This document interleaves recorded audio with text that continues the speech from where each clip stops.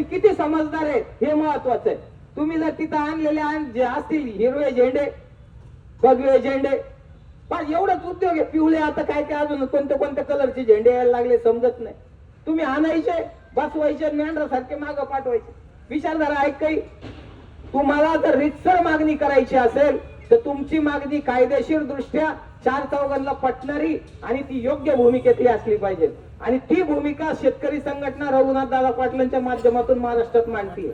दादांची जे मागणी केलेली आहे मित्रांनो, ती इतकी रास्त आहे की ज्याच्यामध्ये आपण काही गोष्टीचा विचार केला नाही. मी सुद्धा त्या दिवशी या प्रवासात एक त्यांचं भाषण ऐकल्यानंतर माझ्या लक्षात आलं की अरे हा सुद्धा एक विचार असू शकतो की आपण जो टॅक्स भरतो तो टॅक्सचं काय होतं. म्हणजे आता आपण तुमच्या साखरेवर 5% जीएसटी, पूर्वी 18 होता, आता 5% केला. आपल्याला तुमच्या त्या दारूवरचा जीएसटी आहे त्याच्यासाठी 35% जीएसटी दारूवर तुम्ही लावतात.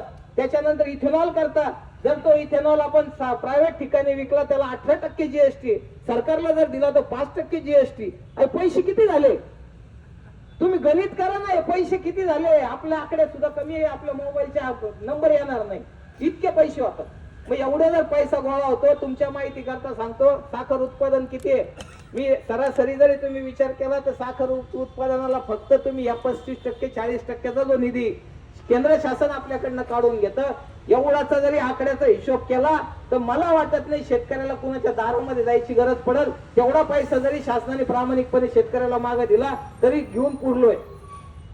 कारखानदारीमध्ये कायदा आहे की शेतकऱ्याच्या ऍग्रिकल्चर प्रोड्यूसला हा इन्कम टॅक्स लागत नाही. याच्यासाठीचं एक्झम्पशन दिलेलं आहे, याच्यासाठी तरतूद केलेली, त्याच्यावर लागणार नाही. कारखाने कुणाचे आहेत, कुणाचे आहेत कारखाने? कारखाने मंत्र्याच्या बापाचे आहे का, कामदाराच्या बापाचे? कारखाने शेतकऱ्यांचे, कारखाने सभासदांचे.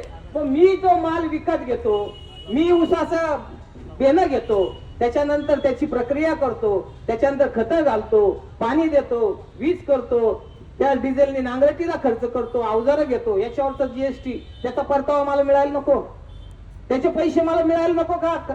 अंबानी काय करतो? अंबानी काय पैसे खिशातून टाकतो का जीएसटीचे? त्याचे पैसे त्याचा प्रोडक्शन कॉस्ट आणि जीएसटी वेगळा लावून तो ग्राहकाच्या माथी मारलेला असतो. बरोबर आहे का नाही? दारूचं उदाहरण तसेच आहे.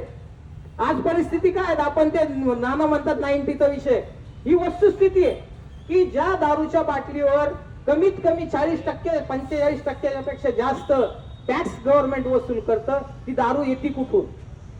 ती दारू माझ्या कारखान्यातून येते, मी निर्माण केलेल्या कारखान्यातून येते, मी निर्माण केलेल्या अल्कोहोल पासून बनती. मग त्याचा मला परतावा मिळायला पाहिजे का नाही? अभ्यास करण्यासारखा विषय आहे. आणि हे इथं बसतात, यांना कशासाठी वसंतदादा शुगर इन्स्टिट्यूट कशासाठी निर्माण झालेली आहे? संशोधन करण्यासाठी. हे संशोधन करायचं दिलं सोडून यांनी फाटा कसा मारायचा शेतकऱ्याच्या बिलामध्ये याचं संशोधन यांनी चालू केलं. मग हे संशोधन करायला पाहिजे की शेतकऱ्याला, या कारखानदारीला जर वाचवायचं असेल, शेतकऱ्याला जर हमी भावाच्या माध्यमातून 50% नफा द्यायचा असेल तर आपल्याला ही भूमिका घ्यावी लागेल. पण मित्रांनो, सातत्याने शेतकरी संघटनेच्या विचारधारेच्या माध्यमातून या महाराष्ट्रामध्ये कुठंतरी